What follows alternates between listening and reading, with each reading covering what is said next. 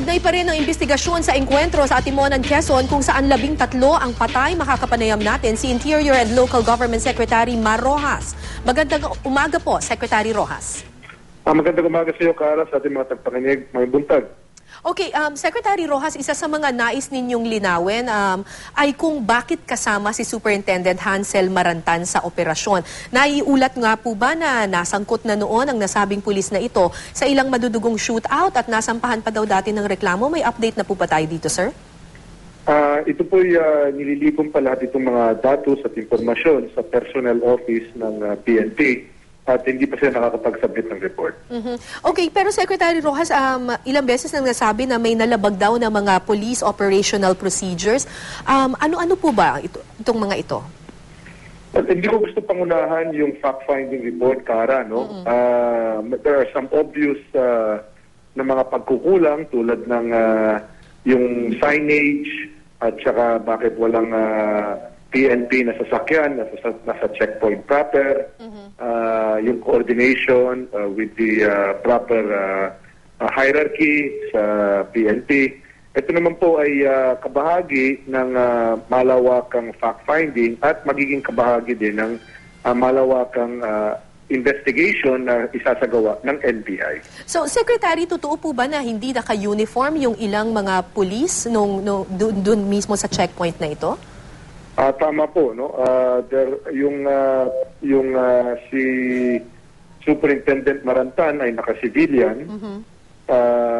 There were 15 na intel operatives na naka-civilian din. There were 25 army na naka-fatigue camouflage. So, ito yung mga preliminary reports. Kaya antayin na lang natin yung final para hindi tayo nag-speculate. Kasi ang SOP po ba, sir, kapag checkpoint, kailangan naka-uniform lahat?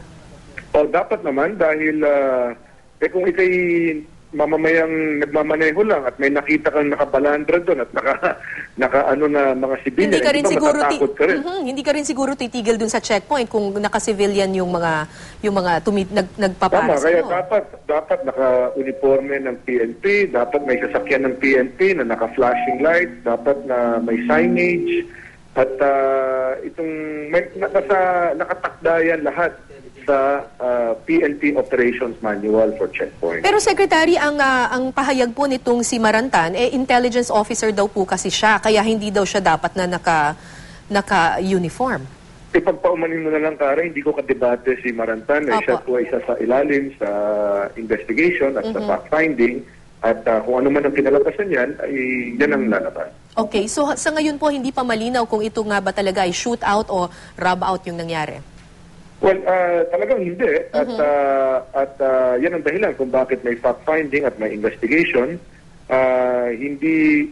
Wala tayong pinapawalang sala. No? Lahat naman yung mga nasa sasakyan mismo, bakit lahat sila armado? 13 ang tao, 14 ang baril, 2 mahaba, 12 short. Doon sa short na yon, 13 ang lisensyado, isa hindi, pero 7 lang ang may permit to carry. Kung kasama nga si Consumino, Superintendent Consumino, bakit di niya inaresto yung mga walang permit to carry? Kabahagi ng trabaho niya yan, di ba? So, wala tayong pinapawalang sala, wala tayong sinasabing tama o mali. Ang sinasabi natin, talagang kaduda-duda itong mga pangyayaring ito. At ito, alamin natin kung ano talaga ang storya rito. Okay, Secretary, may lumalabas din daw na balita na may kinalaman daw po ito sa agawan sa wetting money. Kasama po ba ito sa mga pag-uusapan dyan sa investigasyong iyan?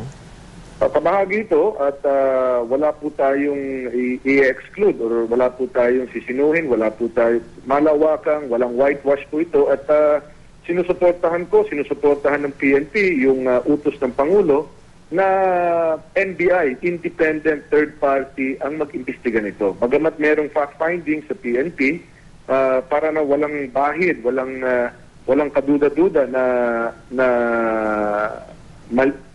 talagang malaman natin kung ano yung katotohanan dito, independent third body ang mag-iimbestiga. Secretary, meron na po ba tayong action doon sa mga officials ng PNP na naka-assign doon sa lugar na yun, particularly sa Atimonan, Quezon? Meron po bang nirelieve sa serbisyo or sa kanilang posisyon? Sa Quezon, yung provincial director has been relieved. All other officers have also been relieved and ordered to report to Camp Crame.